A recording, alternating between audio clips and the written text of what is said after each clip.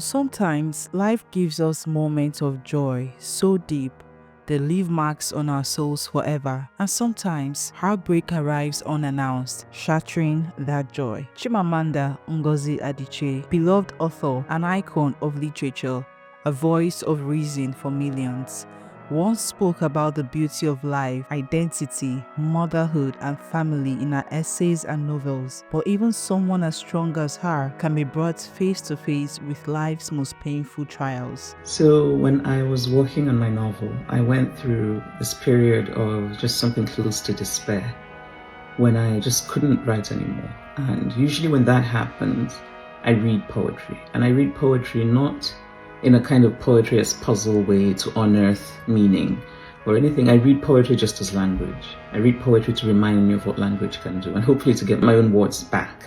I read Marilyn Nelson's book, Faster Than Light. I really was deeply inspired by this book. It's a collection of her poems, some collected and some new. And I think I was moved by it. I was moved by her ability to do what I've always admired in literature, which is a kind of blending of heart and mind, of history and humanity. I've always kind of felt resistant to the idea of hiding behind art when you are writing about something that is sort of historically consequential. And she doesn't do that at all. And it's more remarkable because she's writing about George Washington Carver, she's writing about the Tuskegee Airmen, she's writing about Emmett Till, she's writing about this just really serious historical issues, but she writes about them with a kind of gentleness, which doesn't take away from the power of it. And it's all the more remarkable because she does this while being restrained by traditional poetic forms. She's telling stories and the stories really come alive in a way that is stunning, again, when you think about how little she uses to do that. In some ways, it's kind of reading a book when you're trying to conquer despair. And somehow, through that book, you are reminded of what is possible. Today we bring you a story not of books or ideas, but of loss, love, and human suffering. A story that transcends fame and reminds us all the loss of a child is one of life's most devastating realities. This is the story of Chimamanda Adichie and her family's unimaginable grief. Chimamanda Ngozi is one of the most celebrated writers of her generation, a storyteller whose words have touched millions, known for powerful works like Purple Hibiscus, Half of a Yellow Sun, Americana, and We Should All Be Feminists. She has stood at the forefront of literary discourse, telling stories that explore identity, culture, feminism, and the human condition. In her personal life, she's also a mother and a wife. In 2009, she married Dr. Ivara Esege, a Nigerian-American physician. Together, they have 3 children, a daughter born in 2016 and twin boys born in 2024 via surrogacy. If ever a moment in her life was filled with joy, it was welcoming those twin boys, a moment she held deeply private, protective, and sacred, shared only cautiously with the world. But in early January 2026, joy turned to heartbreak. On January 7th, 2026, Chimamanda and Dr. Esege lost one of their twin sons, Nkanu Nnamdi, at just 21 months old, barely 2 years old, following a brief illness. The family's communications team, led by Omawumi Ogbe, released a statement confirming the tragic news. They described the loss as profound and pleaded with the public to respect their privacy during a time of deep grief. President Bola Ahmed Tinubu, who has himself experienced the heartbreak of losing a child, publicly offered condolences to Adichie and Dr. Esege and their family, emphasizing that no grief is as devastating as the loss of a child. In a personal statement that he made on Thursday, January 8, 2026, he described the loss of a child as one of life's most devastating experiences, drawing from his own experience of losing his first son, Jide Tinubu, in 2017. All around the world, from literary communities to everyday readers, people were shocked, saddened, and heartbroken For many, the pain was deeply personal. The thought of losing a child is something no human should ever have to endure. So the reason being that they think you cannot rent a woman's body, and they argue that it is dehumanizing. I think it can be, but I think it matters how it's done. I think it can be done ethically. And also, the same people will say that a woman can do whatever she wants with her body, right? So there's a contradiction there. So I think that was what all the noise was about. And my boys are so precious to me.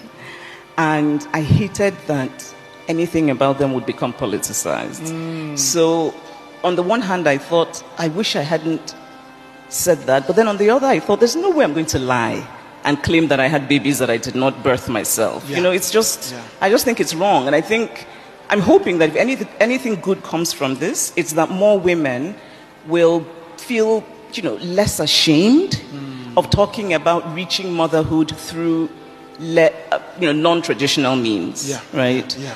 I think that there are many women who also have babies born by surrogates, but they sort of go and hide for 9 months, and then or people who adopt babies and they go and hide because our society is so judgmental. Yes. And I just don't, I don't think that's good for anybody. Right. Yes. So yes, but I think my daughter and my babies are the greatest gifts I've been given. So zero regrets. According to a detailed statement released by Adichie herself and corroborated by Irish News, Nkanu's death was not sudden in the random sense, nor was it expected.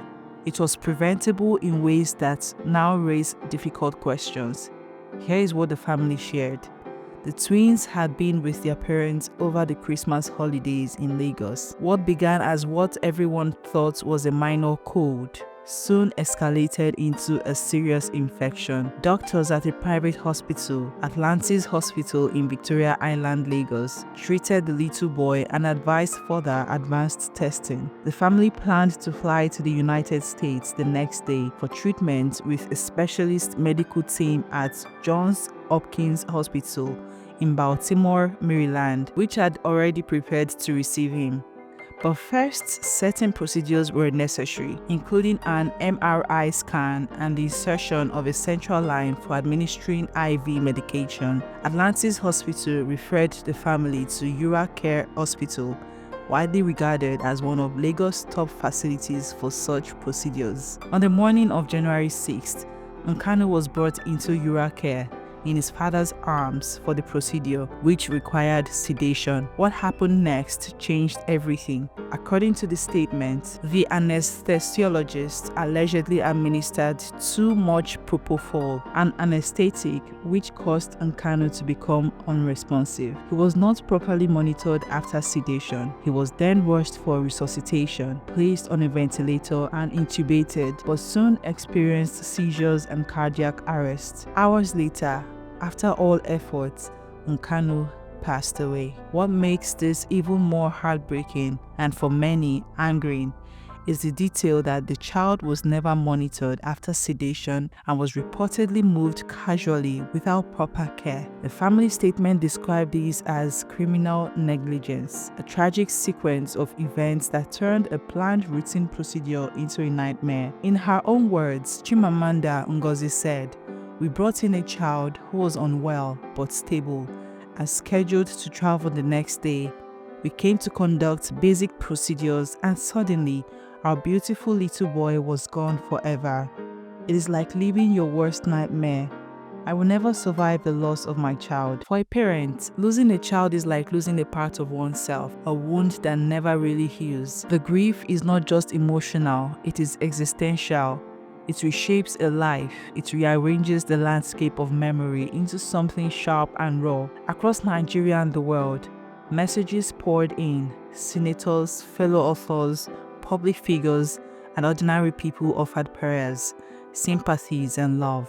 Many spoke about the fragility of life and the fragility of health systems that should be protecting the young and vulnerable. Chimamanda Adichie has always been protective of her family. In interviews leading up to the tragedy, she spoke bravely about her surrogacy journey after welcoming her twins, seeking to destigmatize non-traditional paths to parenthood. She once said it wasn't about hiding her children, but protecting them from unwanted attention. She has openly discussed social pressures on women, the challenges of parenting, and her hopes for raising her children in a world where they could grow with dignity, curiosity, and care. But nothing could prepare her for the sorrow of burying her own child. And yet, through this pain, the family's request was consistent for privacy, dignity, and space. The story of Nkano's passing is not just a news item. It is a mirror that reflects many truths. This tragedy transcends status. It is human. It is collective. It resonates with parents, families, and anyone who has ever loved deeply. For Chimamanda, her husband, and their daughter, the world mourns with you. As we reflect on the life of Nkano, brief, beautiful, and full of possibility, remember that love does not disappear with death. It lingers in the hearts of those who carried it forward. To the Adichie family, we offer our thoughts, prayers, and deepest sympathies. May grace, peace, and comfort find you in a time where nothing feels comforting. Thank you for watching, and we'll see you in the next one.